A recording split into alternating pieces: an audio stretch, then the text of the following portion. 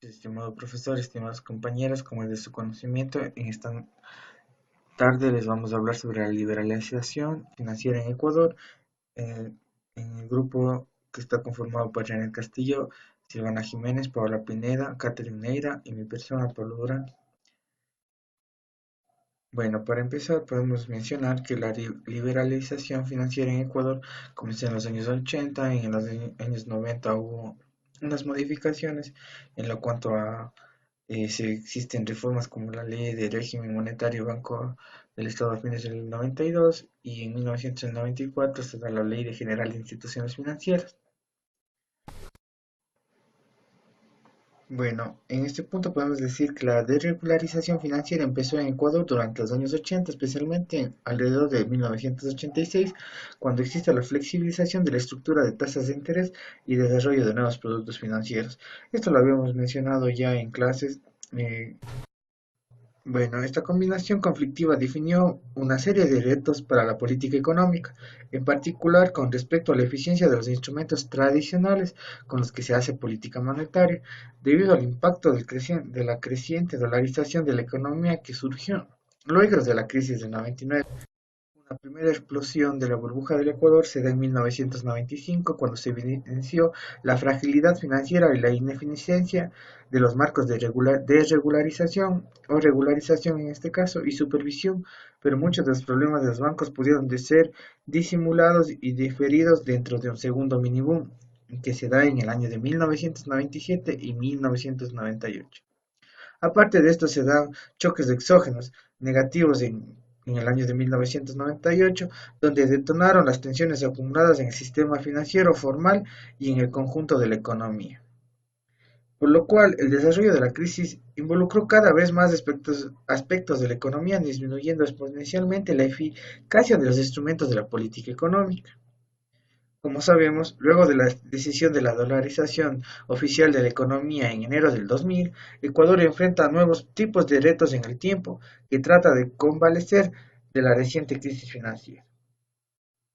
Podemos indicar que estudios especializados determinan que las causas de las crisis bancarias son similares en varios países, independientemente del grado de desarrollo del país. Es decir, en este caso puede haber países subdesarrollados, desarrollados, primermundistas, tercermundistas, que tienen causas similares por lo cual existe una crisis financiera, así como de su nivel de apertura y profundización financiera, estableciendo además que las causas son tanto macroeconómicas como también microeconómicas. También podemos mencionar que las crisis bancarias han afectado alrededor de 120 países desde el año de 1993 hasta la actualidad, por lo que existe la idea generalizada de que la globalización financiera, a través de la liberalización y desregularización, que estas serían las principales provocadoras de estos fenómenos. Estas huellas se pueden observar en todos los casos de crisis que alrededor del mundo se han generado.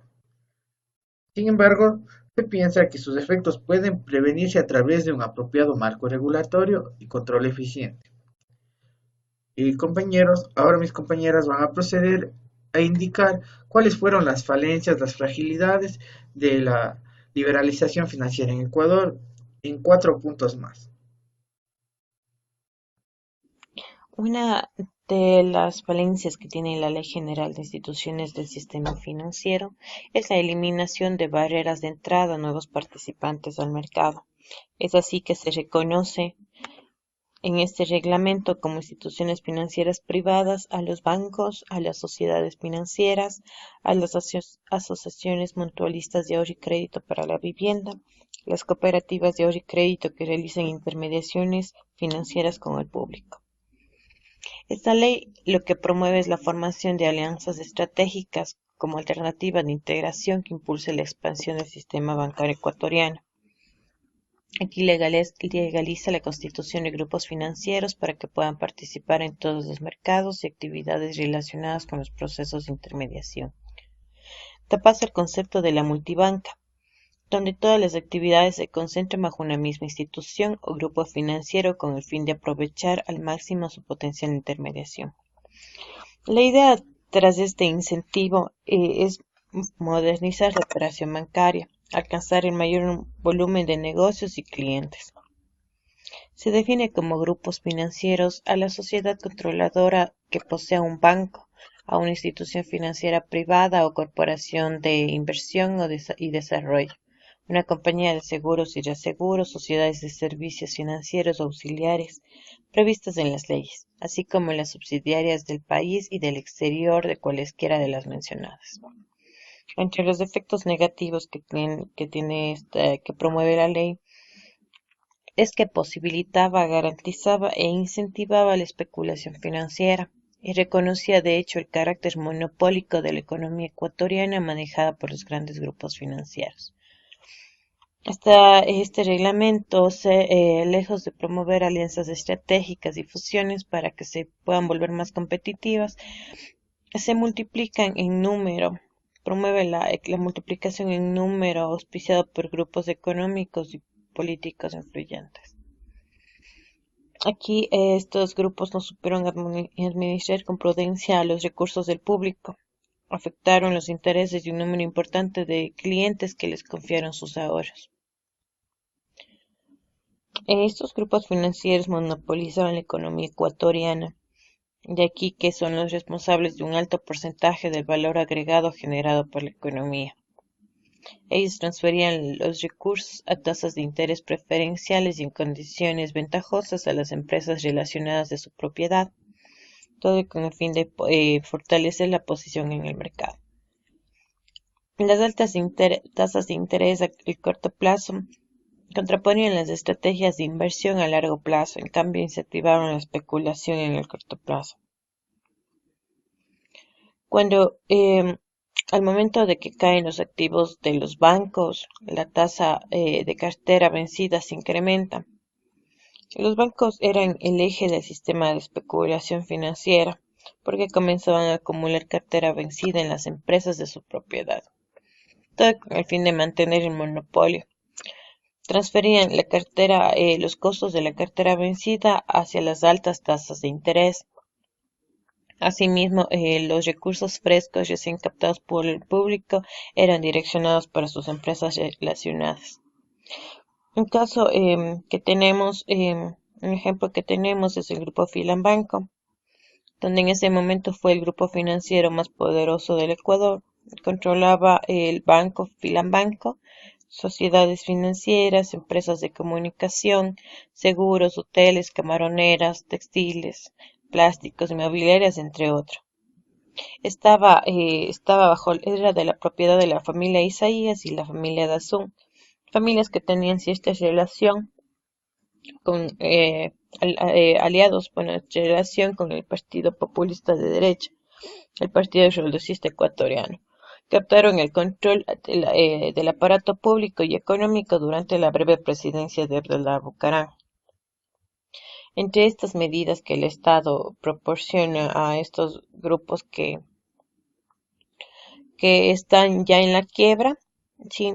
En sí el gobierno de Mahuad cubría todo lo que era en el sistema financiero, con los recursos depositantes, todos estos quiebres que hubo, a través del decreto del feriado bancario. Es ahí donde estos grupos financieros, para salvar sus activos, desvinculaban al banco, la sociedad financiera que se encontraba en crisis. Al momento de desvincular este banco, o la sociedad financiera, le transfieren toda la responsabilidad del Estado, pero pasaba en una banca que tenía unos graves problemas de cartera vencida, con unos préstamos incobrables y que en realidad estaban en quiebra. Otra debilidad dentro de la Ley General de Instituciones del Sistema Financiero fue la excesiva responsabilidad que se le otorgó al Banco Central, principalmente frente a los bancos ineficientes. Una de estas leyes promulgaba que es necesario crearse el Fondo de Liquidez del Sistema Financiero Ecuatoriano, que actuará en calidad de prestamista de última instancia y otorgará préstamos de liquidez a las instituciones financieras privadas que se hallen sujetas a la obligación de mantener encaje de sus depósitos en el Banco Central del Ecuador, que mantengan su patrimonio técnico dentro de los niveles mínimos exigidos por la ley y demás normas aplicables y que hayan administrado su liquidez de conformidad con las normas de carácter general dictadas por la Junta Bancaria. Dentro de esta ley, el contexto fue que esta nueva ley de instituciones financieras permitía que el Banco Central asumiera las deudas de los bancos en crisis. Una de estas maneras era inyectando dinero a través de préstamos de liquidez. Pero ¿qué pasaba con estas leyes? Que en realidad no estaban beneficiando a los bancos eficientes, sino más bien a los menos eficientes y también a los que mayores influencias políticas poseían. ¿Cuáles fueron las consecuencias de esta ley? Pues que algunos bancos y grupos políticos se aprovecharon de las falencias de las leyes. Se creó un juego de que los políticos utilizaban el dinero de otros para beneficiar a otros en nombre de otros. Este juego se empezó en que ciertos políticos que se encontraban en los diferentes grupos de poder de los bancos podían solicitar los préstamos a nombre de otras personas utilizando los dineros de los recursos del pueblo sin ni siquiera tener un respaldo crediticio que avale dichos préstamos. Es por eso que también se inicia una proliferación de bancos ineficientes, ya que dado que la ley facilitaba que los bancos pudieran crear instituciones financieras sin muchos respaldos, principalmente sobre todo por esto de los temas políticos, y empiezan las malas prácticas bancarias. Se otorgan préstamos sin las debidas garantías, se empiezan a presentar documentos falsos. Inclusive se empiezan a crear empresas fantasmas para poder solicitar estos préstamos, para tener las garantías que se solicitaban cuando se solicitaba una clase de estos préstamos. Cuando ya los bancos empezaron a tener problemas de liquidez, el Banco Central, tal cual como le indicaba la ley, empieza a asumir estas deudas de los bancos en quiebra. El Banco Central empieza obviamente a entregar este dinero, sin embargo algunos de los propietarios de estos bancos ni siquiera los utilizaban para mejorar la liquidez de los bancos, sino que utilizaban los recursos para salvar inclusive las compañías de familiares, ya que se dedicaban, pues a otros negocios también. Entonces los recursos que aportaba en el Estado en realidad no se usaban con el fin para el cual eran destinados, que era salvar a los bancos de la quiebra, sino que más bien se utilizaban para negocios personales. Esta ley fue utilizada más bien para beneficio de los políticos que buscaban en sí su beneficio personal, más no el del pueblo ni de las personas que estaban ingresando sus préstamos a los bancos. Como sabemos, durante esta ley en los bancos existían altas tasas de interés para los depósitos, lo que hacía que muchas personas decidan, en lugar de invertir su dinero en actividades productivas, simplemente vivir obviamente del interés que generaban realizar sus depósitos en las diferentes entidades financieras. Entonces los bancos gozaban con altos índices de liquidez, pero como fueron mal utilizados, obviamente se aplicaba la ley, solicitaban préstamos al Banco Central, con ello se suponía que cubrían las quiebras de los bancos, pero lamentablemente no se realizó de esa manera. Esto dio como consecuencia el feriado bancario el 1 de marzo de 1999, donde los bancos fueron ya varios bancos que no podían solventar las diferentes deudas que tenían con los depositantes y se produjo la congelación de cuentas bancarias. Los bancos cerraron, la población perdió sus ahorros y eso pues obviamente trajo serias consecuencias dentro ya del nivel de vida de los depositantes, que prácticamente vivían de los intereses y todos sus ahorros los depositaron en el banco. De manera final, la intervención del Estado mediante el Banco Central y mediante esta ley, en lugar de arreglar el problema de a lo mejor insolvencia económica de algunos bancos, lo que ocasionó fue que este financiamiento de déficit condujera a una represión financiera, inclusive a la formación de un sector bancario poco sólido y escasamente desarrollado. De esta crisis únicamente pues los que sobrevivieron fueron los bancos más eficientes, mientras que los mercados ineficientes lo único que hicieron estos propietarios es llevarse de dinero aprovechándose de las falencias que existían dentro de esta ley.